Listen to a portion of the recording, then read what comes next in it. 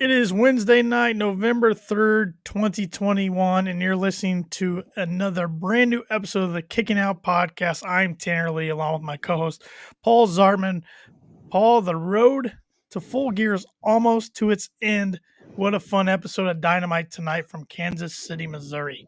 Yeah, it's been an absolutely interesting road to Dynamite or to Full Gear, especially this week. There's been a lot of changes, and we'll get into that coming up here in a little bit.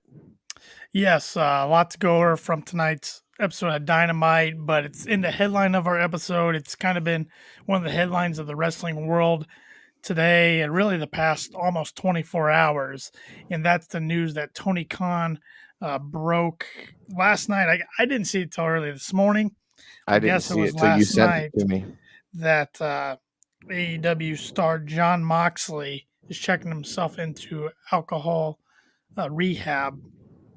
And here I'm going to quote directly from Tony Kahn once I can bring up these tweets. This is 22 hours ago. He says, Jon Moxley has allowed me to share with you that he is entering an inpatient alcohol treatment program. Jon is a beloved member of the AEW family. We all stand with him and Renee and all of his family and friends as he shifts his focus to recovery. And Tony would go on to say, Jon is making a very brave choice to get help, and we're embracing his choice and supporting him however we can. I'm proud to call Jon a friend, and like many of you, I'm also a fan of Mox and look forward to a time in the future when he's eventually ready to return to the ring. Until then, thank you for supporting Jon and respecting his privacy at this time. Tony goes on to say, if you or a loved one need help, please reach out to SAMHSA national helpline, and that number is 1-800-662-HELP, which is 4357. Yes, lots of news here lately. Of course, this is most likely something to do with his mental health, and he chose to kind of self-treat that mental health with alcohol. I'm glad that he has decided that it is time to recover now and get things going.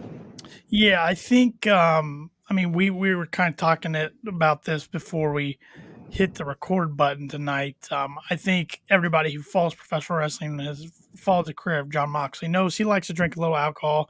He likes to party a little bit, but I don't think any of us actually thought he had a problem. But that's the thing. Most times when it involves addicts, we don't know they have a problem. But Jon's strong enough to realize he has a problem. He needs to get help. And I think the addition of Nora, his daughter, he realizes now's the time to go get help. Yeah, and not quite as big a news, but The Blade came out earlier this week, yesterday. I think it might have been talking about his mental health struggles. Yes. And that's kind of why he's not been on TV here recently. Yeah, some anxiety and depression he's suffering from. I got Jon Moxley's new book yesterday. I had pre-ordered it a while back. Was surprised it actually came out. I knew the book was releasing yesterday, but I was still kind of surprised I got it yesterday. And I got it right here for everybody watching. It's Mox, titled Mox. And it's interesting now knowing this news that in the prologue to this book, he's kind of describing himself, and one of the characteristics he uses is borderline alcoholic, which last night before I knew this news, when I read that, I kind of raised my eyebrows like, that's interesting that he'd bring that up.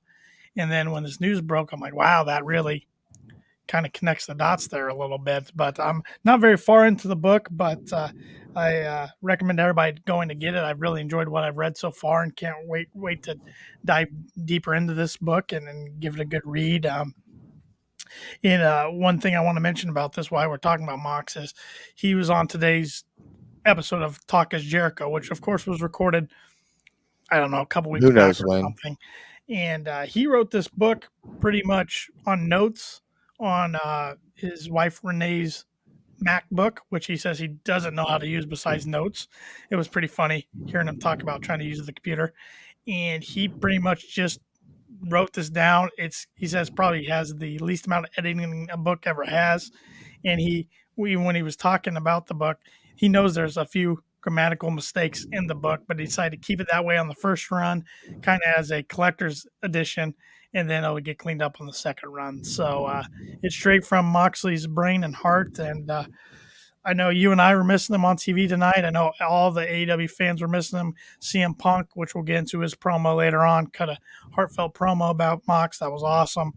But to admit he needs help, I mean, that takes guts, that takes balls, that takes bravery, courage, however you want to categorize it as. But also, in this time of his career, I mean, his book just comes out. He's in a run which I think he would have beat Orange Cassidy tonight to face Bryan Danielson, who he calls the greatest wrestler of all time, at Full Gear. Honestly, I was going to predict him to win that match because I think we were going to get a Mox full heel turn. I think that's where this story was going.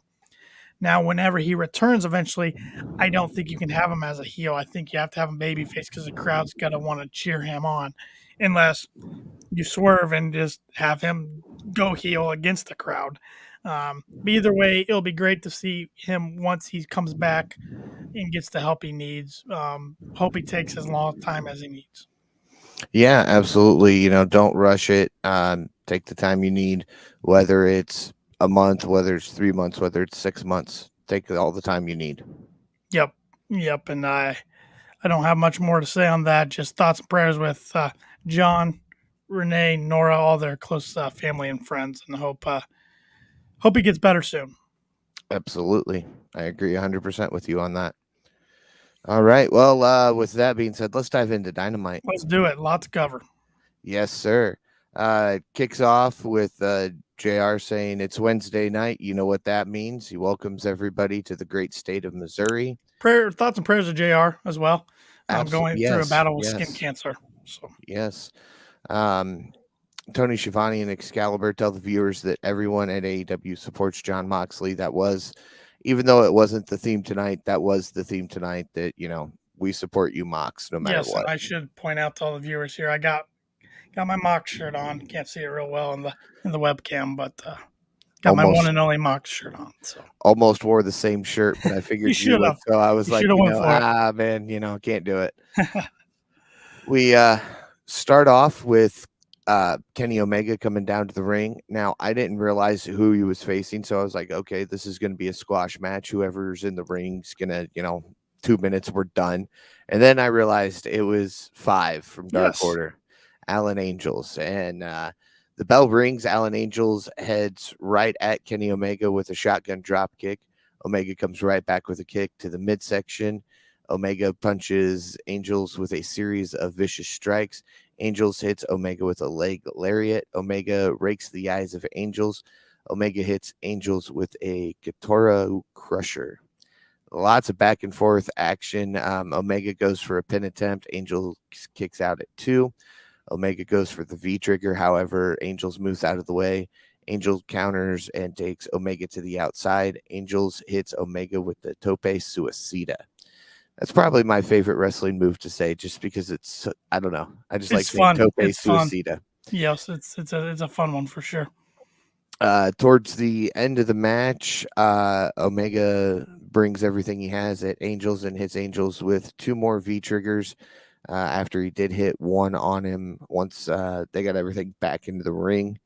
Omega then pins Angels for the win. Omega says that Angels embarrassed him from their last match.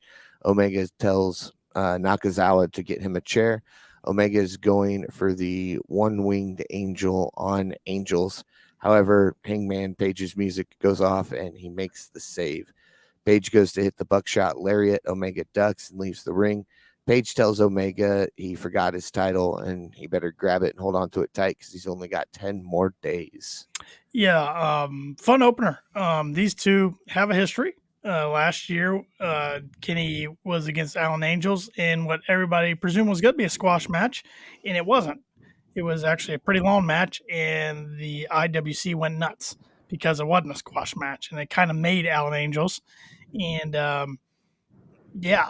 like these two in the ring. They have a lot of chemistry. It was a fun opener. I mean, the result was never in doubt, but it was still fun. I like the angle after the match. Heyman gets a huge pop. almost hits the buckshot lariat, which is one of my favorite, if not my favorite, finishing move in all of professional wrestling. And I liked his little hold on to that belt tight because in 10 days, you got 10 days. But it's interesting because so far in this build up, we've seen Hangman get the better of Kenny almost every week. I know, in some form or another. So in Indianapolis next week on the Go Home Dynamite going into Full Gear, we got to get Kenny getting the better of him, or is Hangman going to get the better of him yet again? And then if history repeats itself, then Kenny retains at Full Gear. Yeah, I think Kenny will do something and get the one up on Omega or on Hangman. Yeah, I don't want to spoil. I mean, we're going to do our predictions next Thursday as we're recording next Thursday next week, not Wednesday, because we're both being attendance live in Indianapolis for Dynamite next week. Can't wait for that. But, yeah, I don't want to spoil any of my predictions. So, okay, I'm gonna leave it at that. I'm gonna shut up. I'm gonna give you a spoiler. You've got 10 days left too. Ha! You're funny. No, You're funny. I'm being honest here. You're 10 funny. days, it comes home. It is not going anywhere until at least 2022. Okay, At least. we'll see. Maybe 2023. We'll see. Nah, you're not gonna have it that long. Regardless, come March, that belt will be mine, one way or the other. We'll see.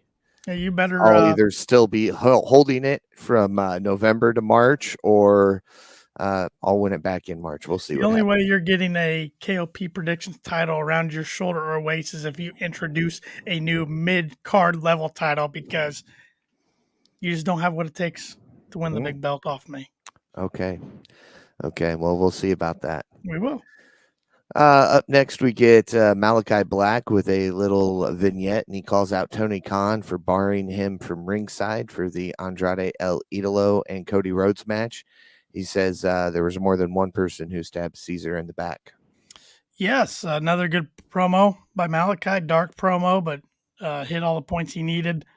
Paul, you got some exciting news or exciting little interview coming up with Mr. Malachi Black. Why don't you speak on that a little bit? That I do. That's the joys of my full-time job being in radio.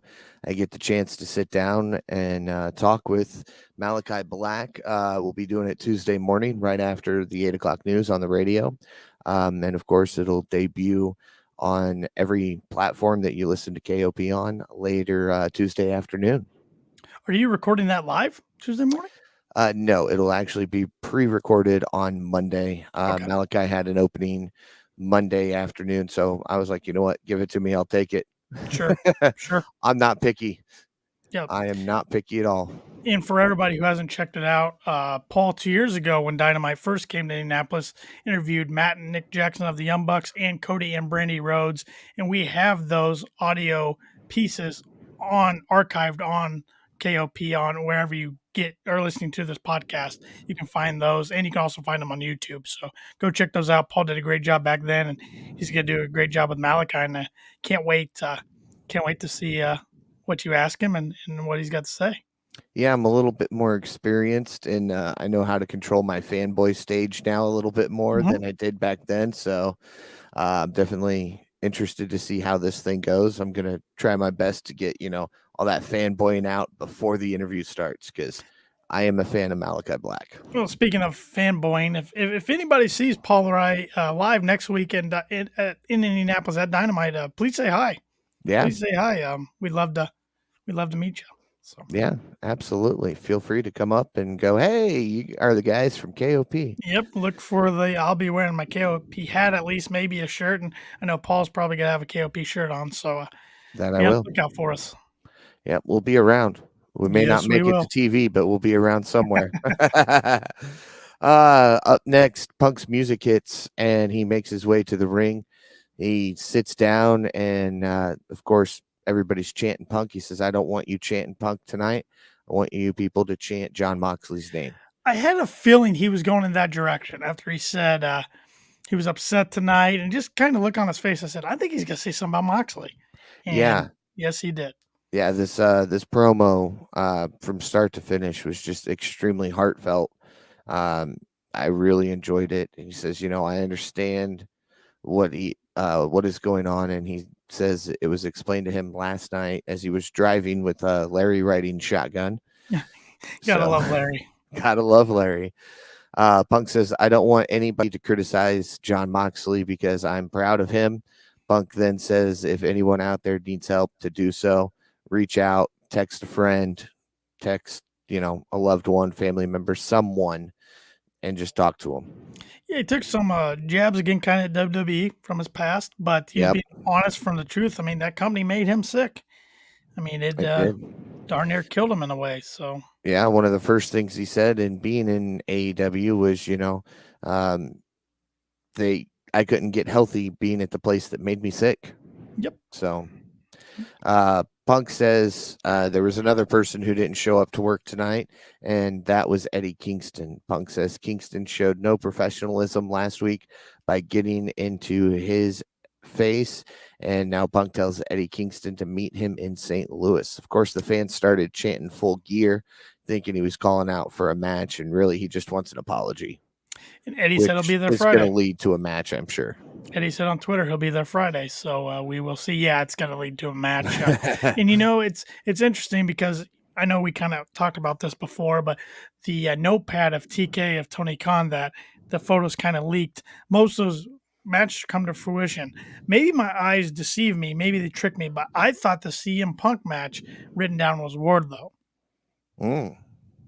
For Full Gear. I thought maybe I read it wrong. Maybe it was Kingston, and I just can't read a blurry image very well. Hey, I couldn't read it, so props to you for being able to get any of it. Either way, I'm very excited for this Kingston Punk feud. I wish it had a little more time to build because I think they could cut some awesome promos against each other. Unfortunately, well, hopefully we get something Friday, next Wednesday, and next Friday before Saturday. So maybe we will get some back and forth on the mic because I think it could be something special. Yeah, absolutely. Next up, Alex Marvez is backstage interviewing the Super Click. Adam Cole talks about last week's match against the Dark Order being a fluke. Cole is interrupted right away by Christian Cage. Luchasaurus joins in after. Nice to see Christian back on TV. I thought he'd man. come back. He lost the Impact Championship to Josh Alexander, who then lost it to Moose literally just like a minute after he won it. And then Moose is going to bring back the belt they just retired with Christian, right? Isn't that what he did last time they did this? It was last time, yeah. But so I don't know where the partnership is, if there is any partnership left between AEW and Impact. But good to see Christian back on AEW television. Yeah, all the rumors have said that there isn't a partnership anymore, but we'll see exactly what all that brings. Mm-hmm. Of course, after Luchasaurus joins Christian, a fight breaks out. The action goes to the entrance ramp. Low blow to Luchasaurus. They throw him into the barricade ringside, and that leads to out of nowhere Jungle Boy running out of the tunnel and flying. Awesome. Literally flying, taking out the entire Super Click.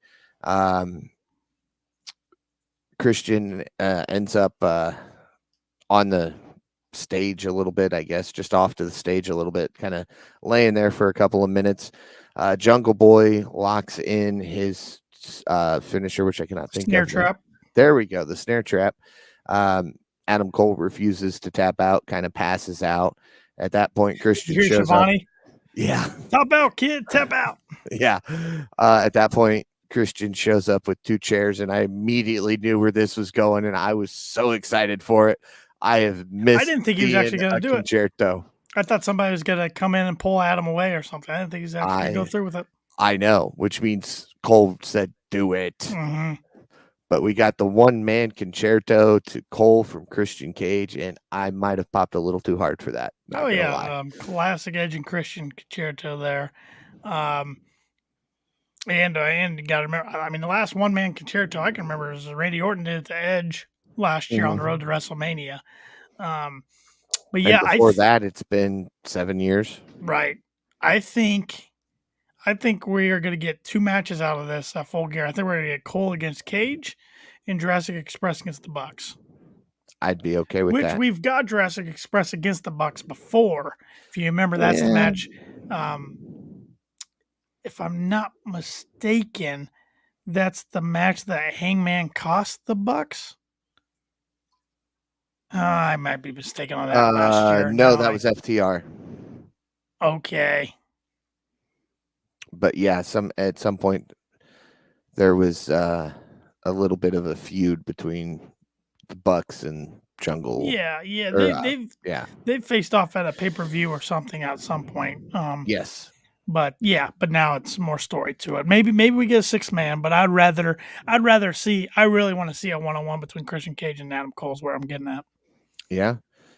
Which Adam Cole's or Budge goes against Johnny Hungy Friday night on Rampage. That should be fun. Budge.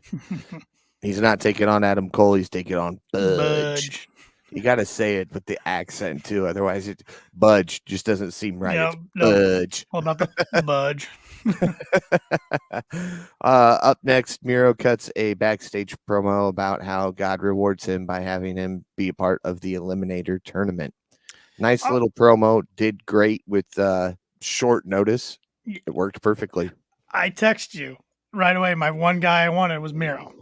Yeah. And I thought the graphic kind of looked like Miro, the kind of the guy with the big shoulders. I'm like, that kind of looks like Miro. And I'm like, he would be good because you got to have a heel in there against Orange. And I just haven't liked that we hadn't seen him really since he lost. We haven't seen him at all since he lost to Sammy, the TNT title. Sammy, besides doing these vignettes and promos. So, good to see him back tonight. It was kind of starting to make me a little nervous. Are they going to do the same thing with him that the other place did? Once he got defeated, we don't really have nothing for you. Hang on, we'll find something. I'm glad it didn't go the route of there was somebody on Twitter that was suggesting that Kip returns and cost them the match tonight, leading to a match between those two at Full Gear. Glad it didn't go in that direction. I'm not ready for Kip to be back yet.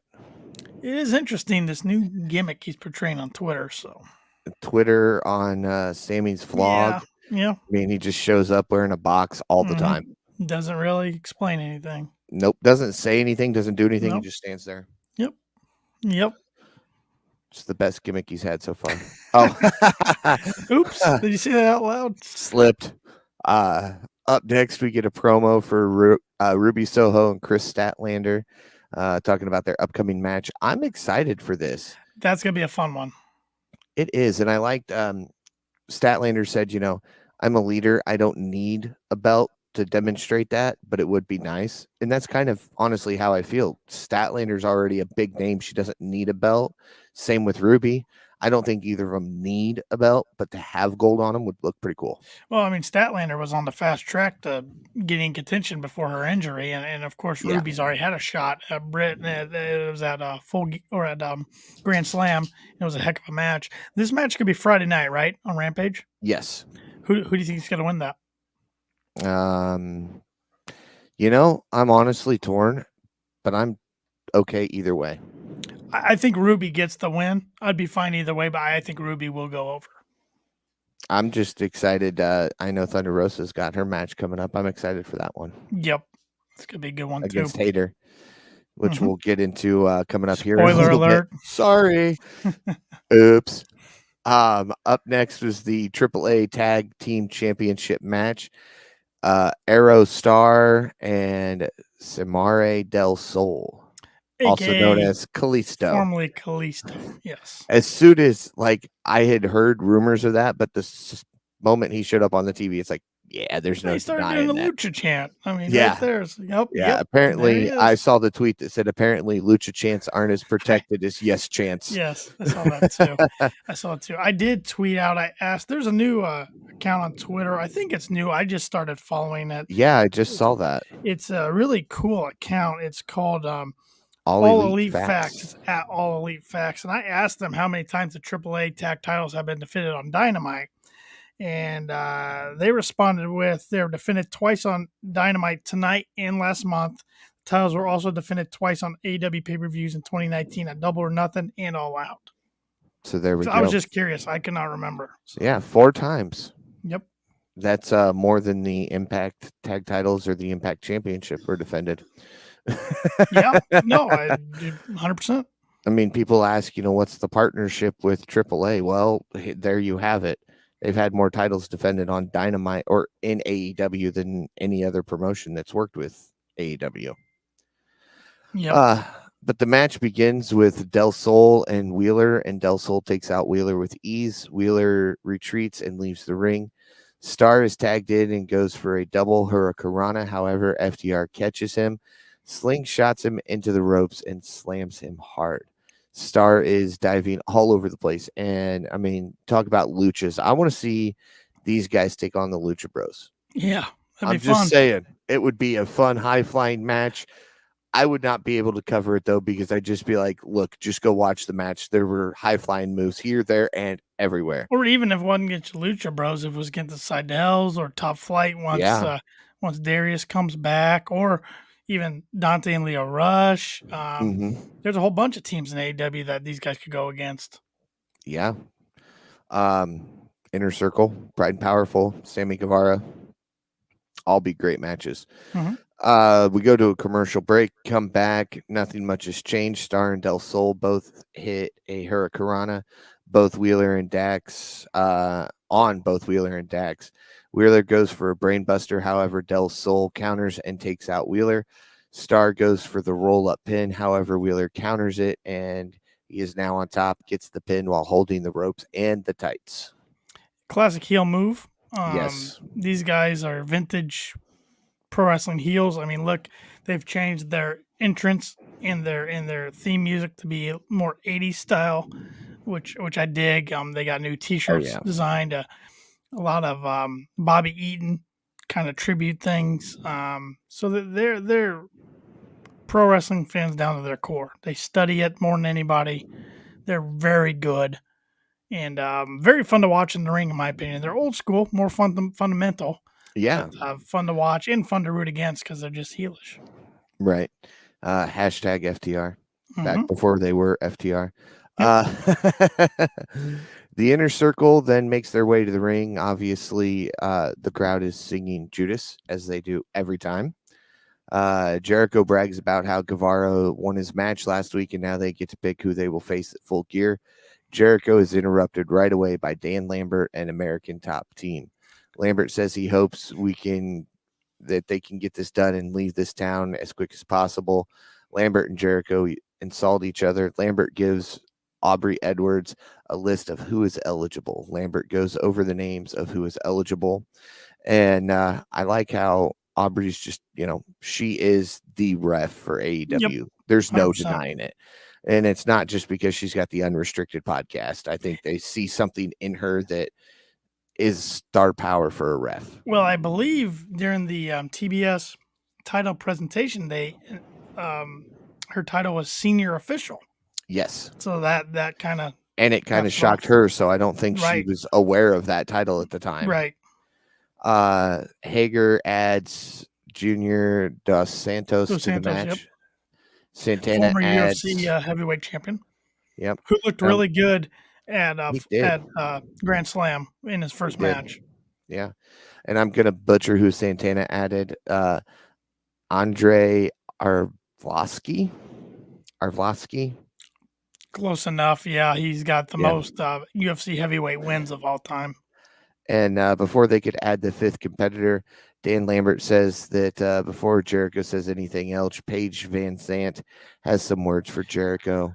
They need to sign Paige Van Zant ASAP. She is awesome on the mic. I think she's enjoying herself because if they don't, if she truly wants to get into pro wrestling, WWE's going to snatch her up.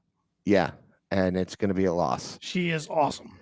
Van Zant insults the entire Inner Circle and says she thinks she could take on all 5 members of the Inner Circle. You knew where it was going right when she said that line. Man, I saw Jericho's face. The eyebrows just went, oh, I don't have to say anything else. Oh, the whole time. I just have to repeat you. Yeah, the whole time when she said, I'm like, yep, there it is. I can take on all 5 of you at once. And I went, Go check out Sammy Guevara's Instagram story. That's all I'm going to say. Yep. Absolutely. They finally select the 5th competitor to be Dan Lambert. Knew that's where it was going, and I thought it was fantastic. So did I. The moment they walked out and they started going through everybody, when he said, I'm the original member, I'm the guy, I went, yep, Lambert's in this match. it just made me laugh. Him jumping around and pouting Throwing a like a temper baby. tantrum. Oh man, it was funny. I Classic mean, heel manager. I loved it. I hope this angle or the story does end at Full Gear. I'm fine if American Top Team stays around or if they sign some of them even, but yeah, Sign Van Zant. it'll be yes, it'll be interesting. It'll be interesting. Mr. Kahn, we know you're watching KOP right now. Sign Page. And I thought Hager's comments were interesting too tonight. Yeah. I wonder if those guys really like Jake or not. Those I actual don't MMA think guys. they do. Yeah, which Just is from always interesting when you get an actual MMA fighter into a pro wrestling world. If there's going to be some shoot punches or not. we shall see Mm-hmm. at Full Gear. Mm-hmm. Up next, we go backstage with Matt Seidel, Dante Martin, Leo Rush, and Lee Moriarty. And this was my first introduction to Lee. Okay. Wasn't sure who he was for sure, so I was kind of puzzled a little bit there. But Seidel congratulated Dante on his victory last week, and then goes on to challenge Martin and Leo in a tag match with Seidel teaming with Lee Moriarty. Yeah, I'm ready to see Leo in action. He's a Yeah. fun wrestler. He's good on the mic. You can tell Dante's still not sure about this partnership, but that match will be fun. I just wonder when it's going to be. I thought maybe they announced it for Friday's Rampage, and they didn't. So I'd be okay if it's next week. next Wednesday, which they didn't announce any matches for next Wednesday's card, but they did say at the very end of Dynamite, tune into Rampage on Friday for next week's card. But I'm like, that's like the first time I can remember ever them not advertising the following week Dynamite matches on the current week's Dynamite. I'm wondering if they ran out of time. Honestly, something. Because I mean, we'll get to the main event here in a little bit, but they made that comment. We're going to stick around with this match until it's over, even if we have to cut into NHL time. Yeah. They don't say that very often, so I don't think they knew. And I don't think cutting into NHL was going to happen. I don't think the NHL would be very happy about that, even considering that they're only a few weeks into this new partnership with the channel. Yeah. I'm pretty sure something came down the line afterwards. Why'd you say that? Don't say that. We can't cut it at NHL time. Yeah. No, that's bad. Trying to keep the viewer on the edge of their seat, but Yep. Up next was Anna Jay versus Jamie Hayter in the TBS Championship Tournament. Yes, I gotta admit I missed a good majority of this match. So. Well, the match begins with a tie-up, and Anna Jay takes down Jamie Hayter with a quick takedown. Anna Jay is in control to start things off. However, the action goes to the outside, and Anna Jay sends Hayter into the guardrails hard.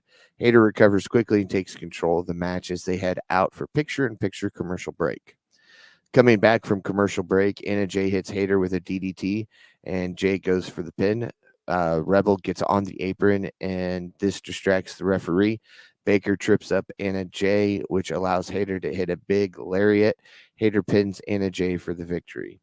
Baker, Rebel, and Hayter begin attacking Anna Jay. Ty Conte attempts the save. However, it does not work because it's still 3-on-2.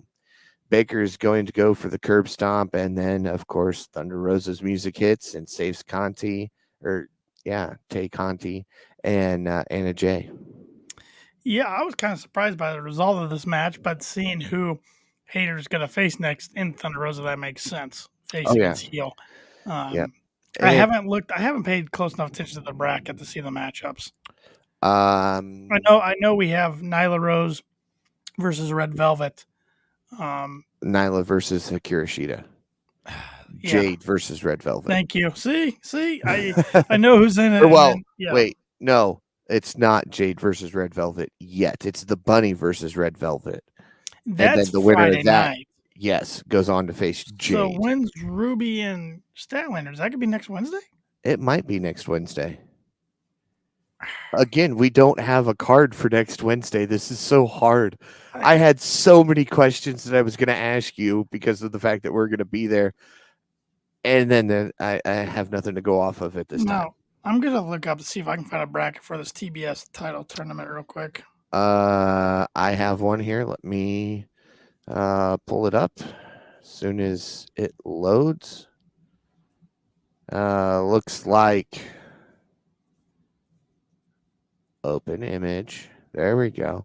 Oh, of course, it doesn't show the top of it. But we got Thunder Rosa, Jamie versus Jamie Hayter. Jade Cargill's got her bye week. The Bunny and Red Velvet, which will take place Friday. And the winner of that will go on to face Jade Cargill, which my prediction for that is Red Velvet. Yes. Yeah. Nyla Rose versus Akira Shida, and Statlander versus Ruby Soho is what's left. Yeah. Yeah. It's got to be a fun tournament from here on out. It is. I'm very interested. A lot of great matchups that we haven't seen before, or that I think the whole possibility of 2 at most that we've seen before. The rest are all new matches. Which is great. That's what you want. Absolutely. And I'm looking forward to, based off the bracket that you just looked at, who do you think it's going to come down to on the final 2? Jade and Ruby. You think so? Mm-hmm. Okay.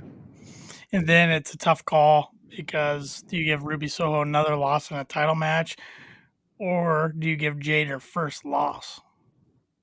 Yeah. See, that's because I don't know if Jade really needs this belt, but I don't want to see her take a loss this early either. Right. Well, so we say I early because it's Dynamite early, but she's been doing a lot of stuff on Dark and Elevation. She has. So. I wouldn't mind seeing her become this champion, be dominant, somebody finally take it off her, and then she's ready to challenge for the women's title. Yep. And of course, as we're still talking about Jade in the TBS championship, after the Hater Anna J segment, we get a promo from Jade Cargill as she talks about how she will win the TBS championship and she's going to rename the belt. Yeah, I didn't like that part of it, but you knew that was coming. That's her gimmick. But it didn't make sense. The B Show Championship, or that B Show Championship. Mm-hmm. I mean, I get it because that's her gimmick. It was a stretch. I think Smart Mark could have done something a little bit better with that, but of course they're trying to let Jade get just as much time on the mic as Smart Mark's getting. Sure. Up next, MJF comes out and cuts a promo about how he and Darby are the pillars of AEW. MJF wonders why they cheer for Darby and boo him. MJF talks about how great he is and about Alan being an outcast. Finally, we get Alan on the mic who says that he and MJF will meet at Full Gear. MJF says no and walks away as he says, I'm going to not attack you at Full Gear with my skateboard because I'm going to take my aggression out on you tonight. That's when MJF says no, goes to walk up the ramp. Sting appears with his bat. Sting gets distracted as all the Darby dressed people start fighting amongst each other. It looked like at first until they zoomed up there and you kind see of a cluster. Spears and Wardlow. That was it. They took out all those guys. Well, and I think Spears had a chair and Wardlow's muscle, so I think Wardlow took out the most of them. Spears might have gotten 3 or 4 out of the like 20. By the way, it's kind of hard to hide Griff Garrison with his long hair. And his mask fell off too, but they didn't catch that. But he was the one I noticed right away. Yep. As soon as that flipped, I went, that wasn't the only one. No, but of course, I thought this was going to go different. I thought Wardlow was going to be the guy right behind, or Spears was going to be the guy right behind Sting, and they were going to attack Sting as he's walking down. I thought that's where they were going to go with this. They, as the MJF guys in the Pinnacle are fighting, MJF and Darby meet in the crowd and begin to fight. MJF leaves the ring after Darby goes to hit the casket drop, and I texted you this, coffin drop, casket drop. Same, I mean, one in the same in a sense, but yes, got to get it right. I texted you during this segment. I thought Charlie if you watch the Sammy vlog, you know who Charlie is. I thought it was X-Pac at first because they kept just Shauna Waltman. they just kept getting glimpses of him, and I'm like, wait a minute, with the long black hair, the hood pulled up, the bandana, the beard. I'm like, did he sign? And I missed that one I too. think it's basically because Charlie is part of their security team, but he's Yes, becoming so well known amongst AEW fans because of Sammy's vlog. They didn't really want anybody to see it was actually him. right. So I think that's why he was dressed like he was. That last camera shot definitely let you know who it was, though. Yeah. And he might have smiled a little bit Yeah. there. It looked like That was fun segment though. It was fun to see it MJF was. and Darby go out in the crowd. Darby hit a huge clothesline, full steam ahead. Gonna be a fun match. It as of right now, I mean, okay, excluding Hangman and Omega because that's been building for so long. This match might be the one I'm looking most forward to at Full Gear right now. I think it's got probably the second longest build out of the Full Gear card. Honestly, I mean, what else do you got? We were sitting there tonight going, does Britt even have a match for Full Gear? Yeah. Missed it. Apparently she did. We missed that announcement at some point, I'm sure. Well, I guess you could America Top Team in Inner Circle, but because that was prior to Grand Slam. Yeah, I guess so. But So those three big ones. Which is interesting. I brought that up because Sammy Guevara TNT champion. TNT championship is not going to be defended. No. On Full Gear for the first time at an AEW pay-per-view in quite some time. And I'm honestly okay with that. I think these two belts need to be defended right where they are, TNT, TBS. Now, of course, Sammy being Sammy, he'll probably defend it on TBS as well. But for the most part, I'd like to see those belts defended where they're named after. Sure. So, and since we've learned that Rampage is staying put, I mean, he could defend it on Rampage every couple of weeks. True. And I'd be fine with it. Speaking of Rampage, I know you're going to talk about this gentleman here in just a little bit. Cody Rhodes. Did you realize Cody Rhodes has not wrestled on Rampage yet? I did not realize that. Yep. He's been in the open since they started teasing. Yep. Huh. He's wrestled on Dynamite quite a bit this year, of course, but not Rampage. And his is like the first thing that pops up for Rampage. I know. And we've seen almost pretty much every big star in AEW wrestle on Rampage except him. You're right. Yeah. The things you don't think about. I know. That was from All Elite Facts, so go give them a follow. Yeah, go give them a follow on Twitter. I'm doing that as soon as we get done here. Yeah, it's a fun new account for sure. Absolutely. Up next, again, Cody Rhodes with Arn Anderson taking on Andrade El Idolo. I love this match. This was fun. It came out of nowhere, but I was excited for it. It's hard hitting. Yeah. And I'll get to the end here pretty quickly because I enjoyed it a lot. The bell rings. Cody and Andrade stare at each other in the middle of the ring. Andrade hits Rhodes with a big slap across the face. Cody is agitated and he hits Andrade with a furious strikes. Andrade and Cody counter each other's attacks. Go to a picture-in-picture commercial break within Andrade in control after sending Cody flying to the outside. I don't know if it was me, but it seemed like there were more picture-in-picture breaks tonight than there have been. Yeah, the picture-in-picture really bothered me in this match. I wish they could somehow at least have the closed captioning so you could understand what the commentators are saying, but I understand. Right. Well, I was going to say they need a break, but that's not true because on the overseas broadcast, you can hear them during that, so never mind. Yep. We return from the break with Rhodes in control. Rhodes slams Andrade down hard. Rhodes sends Andrade to the ropes. Andrade counters with a back elbow. Andrade begins to gloat. Rhodes comes back and hits Andrade with a huge clothesline. Andrade recovers and goes for the three amigos. He hits all three. However, he struggled to get the third, but he got it by sending Rhodes to the corner. Rhodes hits Andrade with the bionic elbow, which I'm glad to see Cody using that move. I miss the bionic elbow. I'm not going to lie. Old school. Yes. Andrade comes back and he takes Rhodes down and then puts the figure 4 on. Foreshadowing. Woo. Long-term storytelling. Rhodes counters it, and Andrade grabs the ropes. Jose Garcia stands up on the top of the apron to distract the ref. I'm glad I Cody, know his name now. I didn't know it till yeah, tonight. I know. It's like they had never said it before or something, They did. I didn't catch it. So right? now I know. Cody Rhodes goes to hit Andrade with a dive through the middle ropes after Arn pulls Jose down off the side of the apron. Did you see how long Arn waited for him to get up so he could throw that punch? I know. It He was, it just was sat there. He's like, awkward. "Come on, It was come awkward. on." Come on. Yeah, I mean, it's cocked, Yep. And remember, NRA spelled backwards is Arn. That's never going to get old. No. But Cody Rhodes goes to hit Andrade with a dive through the middle ropes. However, he hits the AAA tag titles instead, thanks to FTR. Andrade and FTR celebrate and begin attacking Rhodes. Arn Anderson, post match, that is, I should say. I missed a bit there. They hit him, slide right back under. It was so quick. If you weren't looking at the TV, you missed what happened.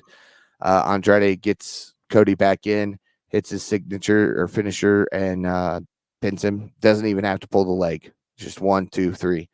And then FTR comes back into the ring. Andrade and FTR attack Rhodes. Arn Anderson enters the ring, and he pushes Tully, and he pushed him hard. I don't think Tully was expecting it to be that hard because he bounced off of both members of FTR, and they turned and looked at him like, "What are you doing?" Teasing two horsemen going at it.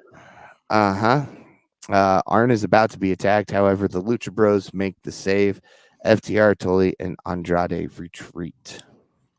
What did you think about the ending of this and then the angle after the match? There was a lot going on. As you see, I didn't cover a whole lot there because, I mean, there were top ropes and dives and all sorts of stuff, and it was fast paced. So I'm just like, okay, we're gonna mention the fact that the Lucha Bros make the save. Right. I'm fine with Andrade going over. I think that's great. He needed a big win like this. Yep. Remember, Paul Cody doesn't put anybody over in AEW. Remember, he's all Yeah, by I know. himself. Yeah, that stupid EVP guy books himself to win every single time. Exactly. But I thought the Lucha Bros running and then their chemistry with FTR was awful tonight. Yes. I think it was the street clothes they were wearing or something. Ray Phoenix looked awkward running down the ramp. He looked like he was almost like huddled down so he wasn't going to fall. And then when he got in the ring, their movements together tonight looked clunky. I think it had to do with what they were wearing, not their proper ring gear. I don't know. Something just felt a little off between those two teams. And that's too bad because that match is going to rule at Full Gear. I can't wait for that match because those two teams are two of the best tag teams in the world. But I just didn't like the interactions between those two tonight. And of course, we got a statement here that you and I have been talking about forever. Apparently, Andrade came to a financial agreement with the Pinnacle for the services of FTR tonight. Yes. First time we've heard Pinnacle and FTR in the same sentence in a couple months, it seems like. Yes. Making ends meet there. I was excited for that. Up next, Johnny Hungy cuts an in-ring promo about his upcoming match against Budge on the upcoming episode of Rampage. Yeah, it was pretty darn short. I don't even think it was really needed, but try to get more eyeballs on Friday night. Well, I think they were trying to kill time here. Could have been. Because, I mean, we're right up against the main event, and it's like 9:45. Mm-hmm. I don't know. I feel that last night's change, the quick change with Miro, kind of made some adjustments tonight that might not have been needed, but they had to do them to get there. Like Johnny Hungy cutting a promo. It was a 1.5-minute, 2-minute promo. And I'm glad you brought that Miro change one more time because there's one more thing I wanted to address with Punk's promo, and I forgot earlier when we were talking about it. I like how Punk said he was going to put himself in that spot against Orange Cassidy, but Eddie wasn't there. So he couldn't smooth things over with Eddie first. I like that because it ties in why Punk's not in the tournament. Yeah, addresses especially it. since he tweeted out Right. a GIF or GIF or whatever you want to call Yep. it of an orange being sliced. Right. He teased So, everybody. Then he explained why he's not putting himself in there, why we're Yep. not getting him against Orange and him potentially against Bryan Danielson at Full Gear. So thought that was good. yeah, which the crowd kind of booed. Sure, everybody wants to see it, but don't give us that yet. Not yet. Let Not it yet. It's marinate for too a while. soon. Yep. Yep. In my opinion, Bryan Danielson's still too WWE esque. You can even say Punk is too. Yeah. I know he's been away from 7 years, but Yeah, but for 7 years, everybody in WWE has chanted Punk, especially every time they get in Chicago. correct. Yep. And of course, they played Cult of Personality time and time again in Chicago during setup just to mess with the fans. Yep. We get a quick little promo about Red Velvet and the Bunnies match on Rampage again. Yeah, I was fired up. I'm like, all right, what do you got for us in Indy? And we never got it. Yep.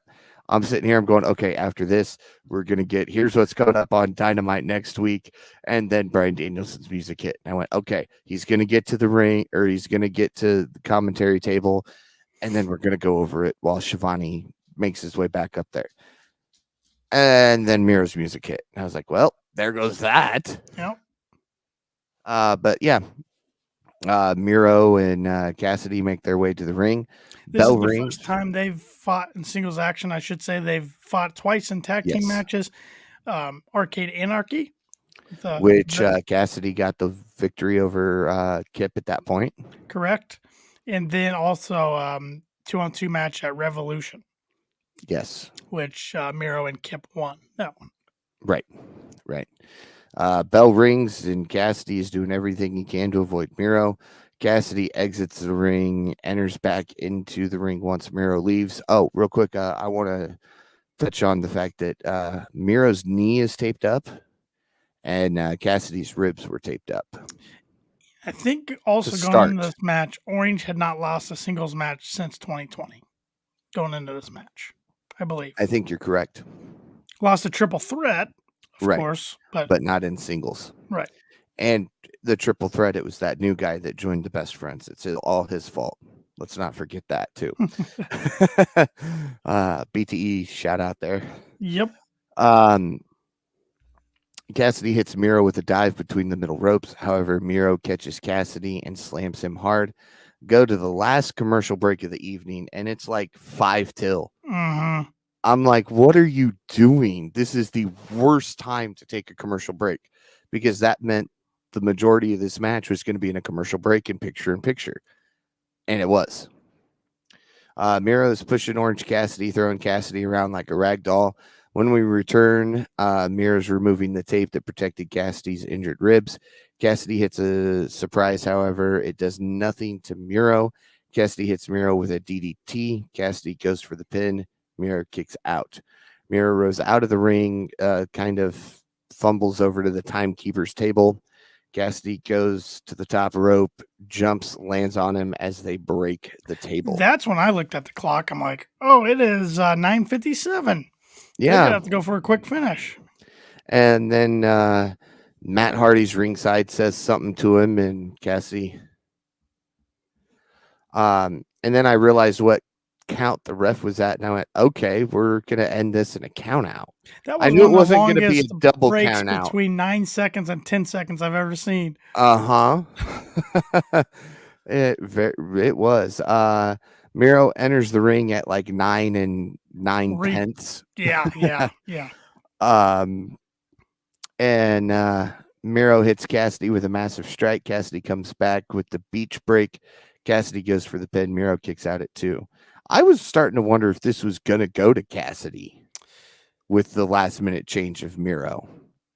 I never really had a doubt. Even when he hit the beach break, I'm like, Miro's going to kick out. I just didn't think I didn't think the way they've built Miro up, I'm like, and he against Danielson just made more sense.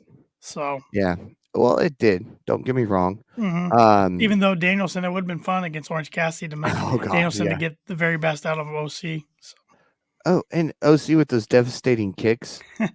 Kicks versus Danielson kicks. with the devastating kicks. Yeah. That would have been a fun little segment to watch. I want to see that at some point.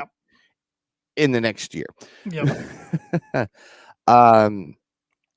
Miro's up, takes out Cassidy with a matcha kick, locks in the game over, and that's it. The game's over. Cassidy taps out instantly. Bryan Danielson makes his way to the ring, goes to shake the hand of Miro. However, Miro refuses to shake his hand, and then NHL turned on. But Paul, we're gonna get two former WWE guys in a match against each other at an AEW pay-per-view. Oh no! Except both of them have better names prior to their run in WWE. But we were gonna get it with Moxley and Danielson anyways. So. But everybody was okay with that. Right. Everybody's okay with Punk and Danielson. Right. Everybody should be okay with Miro because that match is gonna be awesome too. I'm very excited for Full Gear.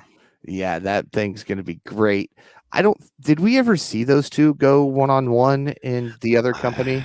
I'm sure in WWE we did at some point, but I don't recall. They've both been there for so long that I don't know. I don't remember. I haven't watched WWE. I've slept since then. Intently since like 2018. So I've slept since then. Yep. So thoughts on the show? Fun show. A lot of good stuff, but some other nitpicky stuff I had a problem with. I'm going with a 6.5 rating tonight, a little lower than I've been giving shows. I thought the American Top Team and Inner Circle stuff was fun, but went on a little too long. I definitely thought the Christian Cage, Jurassic Express, Super Click angle went on too long. Just a little timing issues here and there. Like we said, Arn having to wait for Jose forever to punch him. The main event just seemed kind of off timing. But I really enjoyed the Cody Andrade match. The post angle, not so much. So just there's a lot more I was complaining about than I liked tonight, seemed like, but still a fun show. I'm right there with you at the 6.5 for the exact same reasons, and the added picture-in-picture. That drove. I don't know why it drove me nuts tonight. It just seemed like every 10 minutes we'll be back after this picture-in-picture. It's almost better if you just don't do picture-in-picture and do a regular commercial. Yeah, because I mean, sure, but I get distracted by the bigger screen. It's hard for me without commentary. It's hard for me to pay attention. I seem to check my phone real quick for Twitter or something. Yeah, and then you miss something, and you know, exactly. Like, oh wait, what miss happened? A table spot. They love to do the table spots in picture-in-picture for whatever reason. Yeah, I don't know why. I'm glad the main event table spot was not in picture-in-picture. Who's your wrestler of the night? Miro. For multiple reasons, he stepped up at short notice to fill in for Moxley. Got the win tonight, even though he didn't seem to be all there. You know, it takes a lot to go, okay, look, I may not have anything. This guy needs off. I'll gladly step in.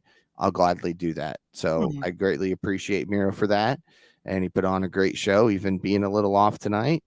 And Miro on TV is always a good thing. I'm going to go with Andrade.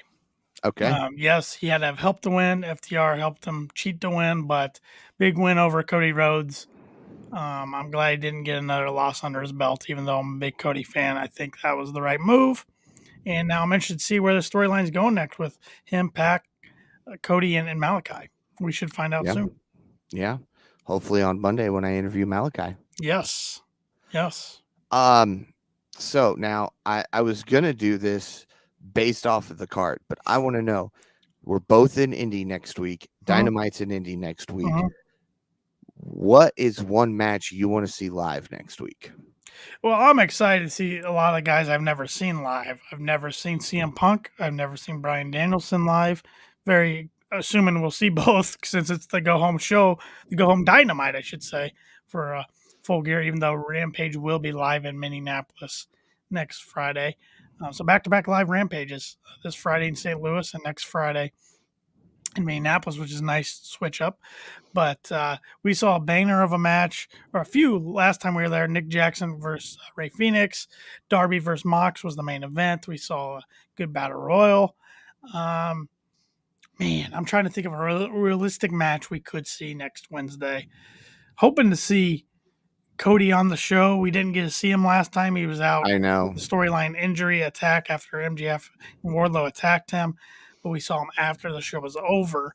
Didn't get to see Matt Jackson last time because he was taking out storyline injury when he got double power bombed by Proud and Powerful. Oh man, a match next week.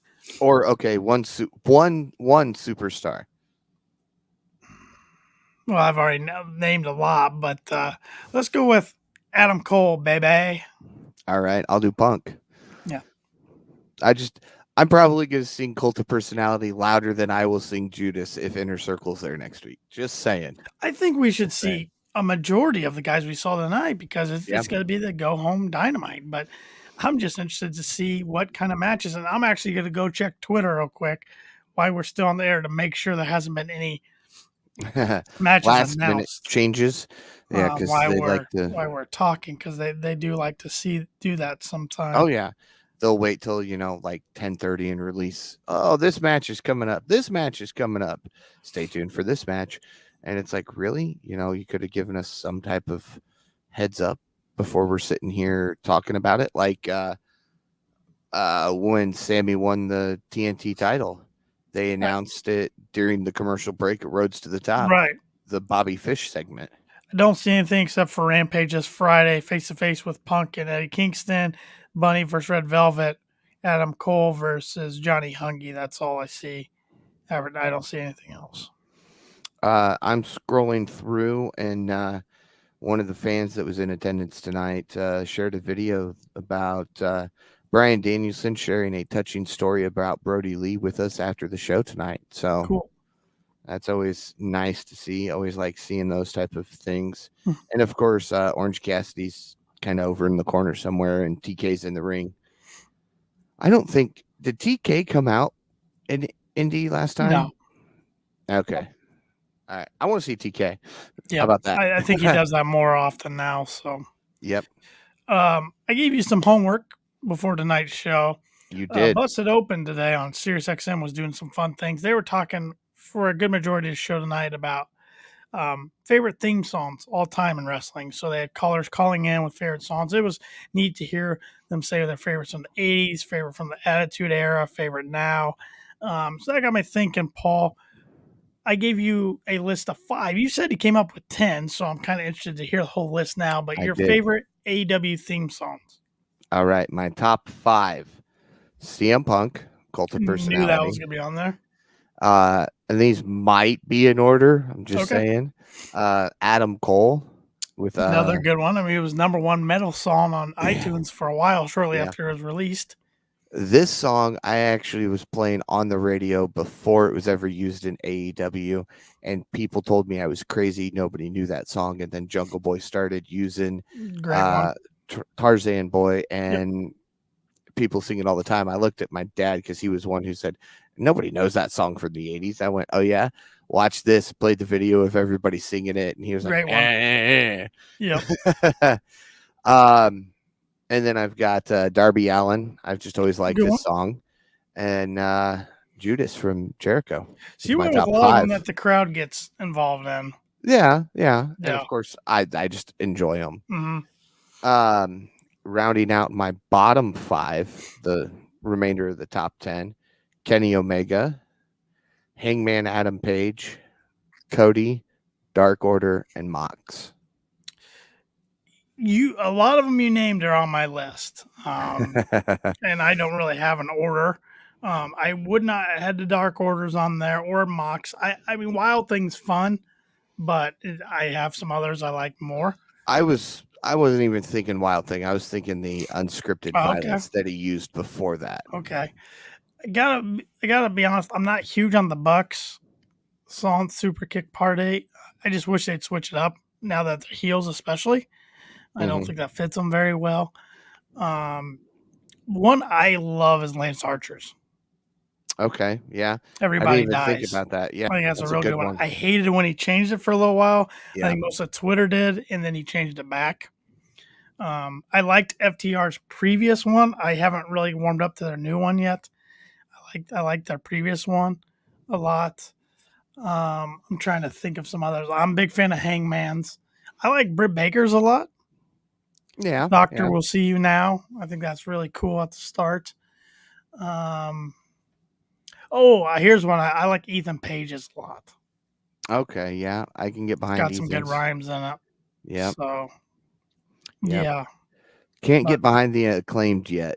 It just, I no, don't I know. mean Max Caster's still fire on the mic, but Oh yeah, absolutely. It reminds me too much of the Doctor Thugonomics. yeah, I think that's where they're going off that It line. is, yeah, but so it's hard to get behind it because when I look at him, I see the Doctor Thugonomics. He's got the big chain on, he's got the hat, he's got the microphone, and it's just what it reminds me of. I know they're not trying to do that exact gimmick.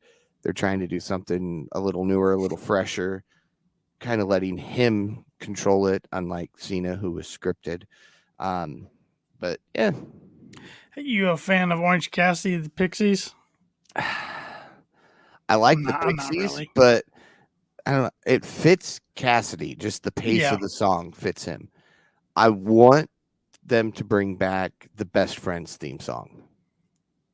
I mean, the beginning there, down with the best friends. Yeah. It got me to pop.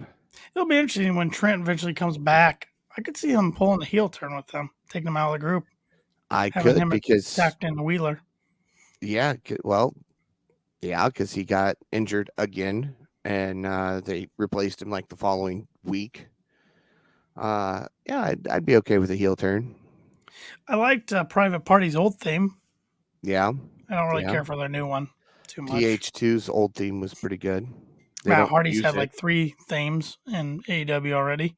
this year. No, a lot of good ones. A lot of good ones to choose from. Even Wardlow's got a good one. It's Yeah. more metalish, but it's pretty good. So, thoughts on the Super Clicks Halloween theme song? Did you get your free download of it? I did not take advantage of it. I listened to Aw. it. Both versions are interesting. The version they wanted to go with, or they went with the Ghostbusters, and the version they wanted to go with the Squid Games, which was an interesting BTE to say the least. Oh, I've Yeah, never no, seen an episode of Squid Games, I so haven't I watched it have no either. clue. I haven't dove into it on Netflix. I might one of these days, but no, my girlfriend wants to watch it, but I was haven't committed. lost. I saw about 10 seconds of it, and the amount of profanity in that 10 seconds, I was like, I cannot get behind this. I It mean, was a show. I It's don't been mind around with for a it. long time, and a lot of Yeah. streaming services stuff didn't like it and didn't want to pick it up. And Netflix finally said, okay. And then it just took some people watching it, liked it, and it's grown into the most watched Netflix series of all time. It's wild. But Yeah, it's kind of what happened with Tiger King too. Yep, and now Tiger I King blame 2 the is coming pandemic out for that. in like 2 weeks. I know. But yeah, a lot of good bangers in AEW. Yeah, they've got some really good guys who put together a lot of great music. I think it's just mainly Mikey one, mainly. Yeah, Mikey Ruckus. Yeah, who gets a phone call at 5:30 and has a it's impressive. banger by 10:30. It's impressive. So yeah, shout out to him for his awesome creativity with these theme songs. So one last question I got for you, then we can wrap this up. I know we went a little longer than we anticipated, but all this ROH talent's available now, unless they have contracts through until 2022, then they won't be available till March. Wyndham Ratunga's out there. Do we see anybody debuting soon, maybe as soon as Full Gear? I don't know if it'll be Full Gear. I think the contracts are through the end of the year. They are. So But maybe there's a few that can negotiate out of it. If I understand it correctly, they're getting paid through the end of the year, but they can show up wherever because the Briscoes already showed up at GCW, won the tag team titles. Bandito showed up at GCW. So I could be wrong. I want to see the Briscoes in AEW. I know they can't sign them all, but the Briscoes are a team I want to see them in AEW really bad. Yeah, I can get behind that. Gresham's another one I want to see in AEW. I want to see Danhausen eventually. He's going to be on the mend for a while with his broken leg.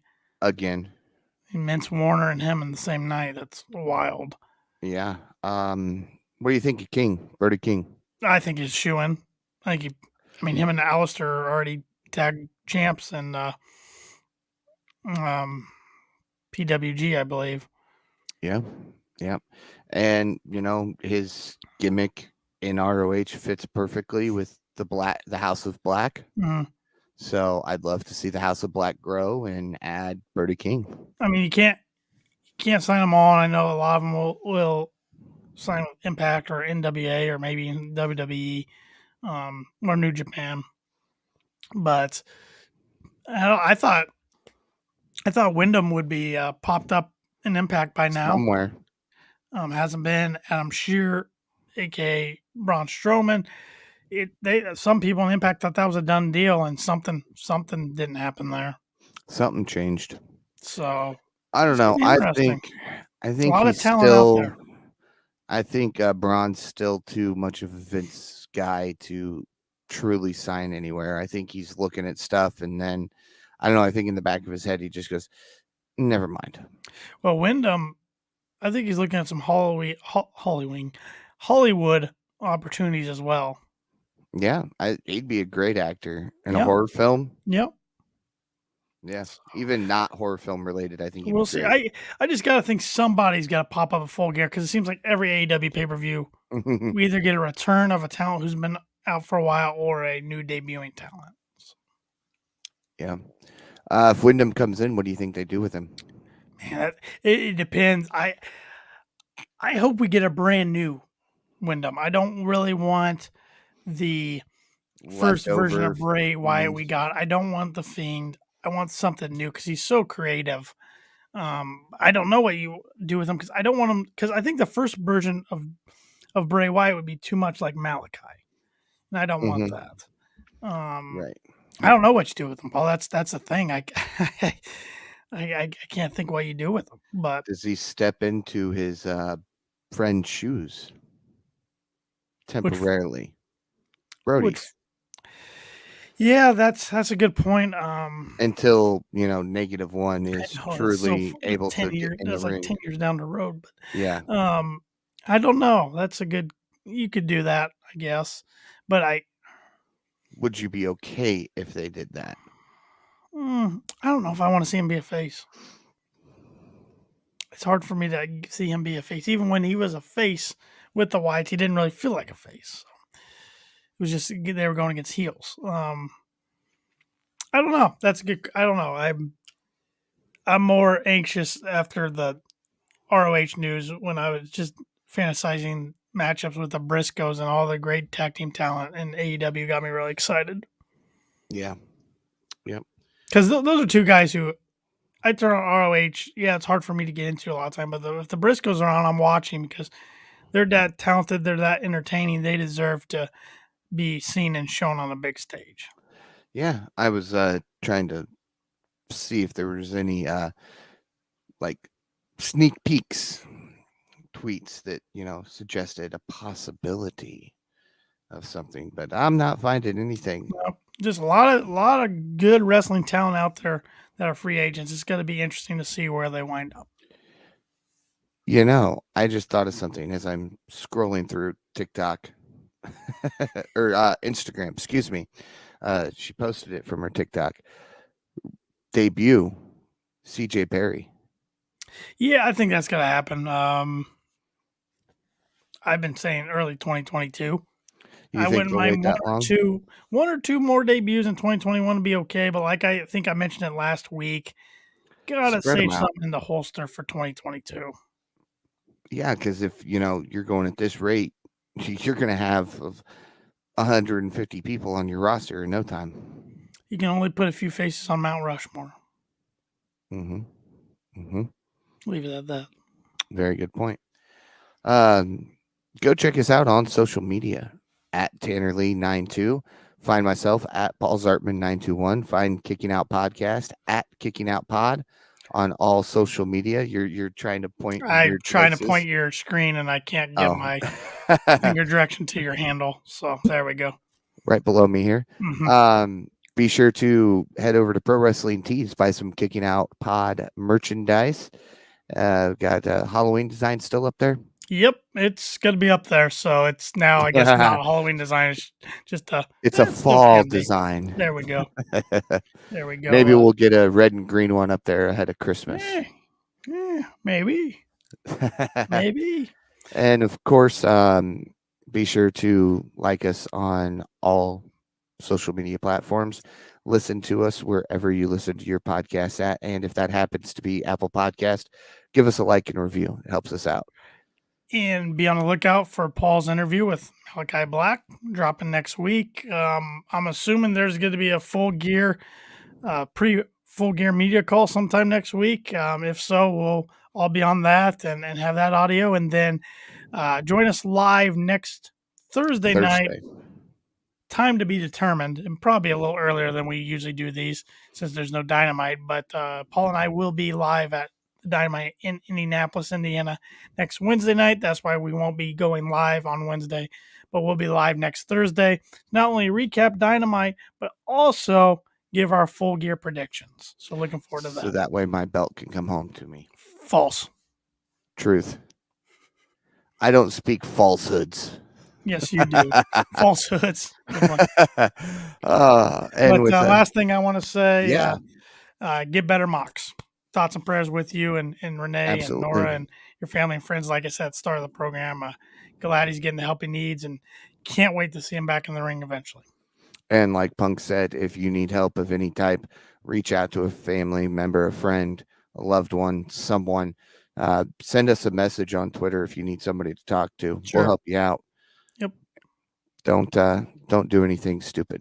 We'll just put it that way. Well said. And on that note, join us again next Thursday as we kick out another podcast.